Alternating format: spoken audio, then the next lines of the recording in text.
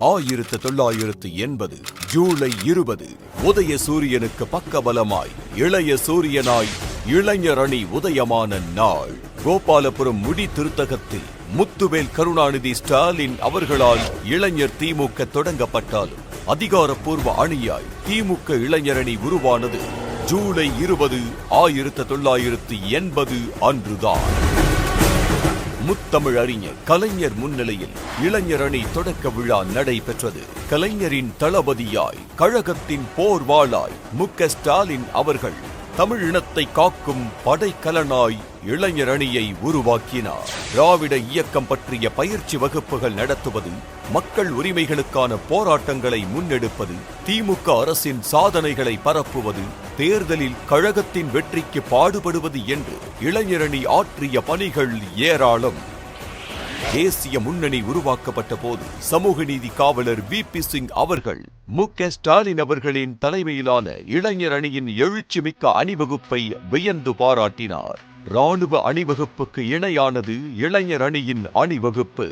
சென்னை தேனாம்பேட்டையில் அன்பகம் உருவாக்கப்பட்ட போது கழகத்தின் எந்த அணி அதிகம் நிதி வசூல் செய்து தருகிறதோ அந்த அணிக்கே அன்பகம் என்று அறிவித்தது தலைமை கழகம். தமிழ்நாடு முழுவதும் சூறாவளியாய் சுற்றிச் சுழன்று நிகழ்ச்சிகளின் மூலம் நிதி திரட்டி அன்பகத்தை இளைஞரணி வசமாக்கினார் அப்போதைய இளைஞரணி செயலாளர் மு.க. ஸ்டாலின் அவர்கள்.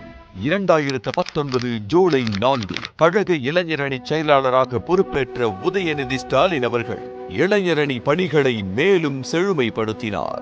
நீர்நிலைகளை தூர்வாருவது, கொரோனா நிவாரண பணிகள், வெள்ள நிவாரண பணிகள், நீர்மோர் பந்தல் என்று அரசியலுக்கு அப்பாற்பட்ட பணிகளிலும் தன்னை அர்ப்பணித்துக் கொண்டது இளைஞர் அணி.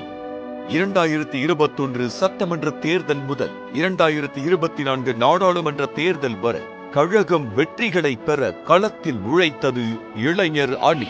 குடியுரிமை திருத்த சட்ட எதிர்ப்பு, நீட் எதிர்ப்பு உண்ணாவிரதம், நீட்டுக்கு எதிரான கையெழுத்து இயக்கம், இந்தி திணிப்பு, நிதி பகிர்வில் ஒன்றிய அரசின் பாரபட்சம் ஆகியவற்றுக்கு எதிராக போராட்ட முனைகளை கட்டமைத்து வருகிறது இளைஞர் அணி. திராவிட இயக்கத்தின் மீதான அவதூறுகளை முறியடிக்கும் பொய்ப்பெட்டி நிகழ்ச்சி, சட்டமன்ற தொகுதிதோறும் கலைஞர் நூலகங்கள், திராவிட மாடல் பயிற்சி பாசறை கூட்டங்கள், வரலாற்றை பதிவு செய்யும் முரசொலி பாசறை பக்கம், வாசிப்புக்கு வளம் சேர்க்கும் முத்தமிழறிஞர் பதிப்பகம் என்று இளைஞர் அணி கருத்தியல் தளத்தில் ஆற்றும் பணிகளும் அதிகம்.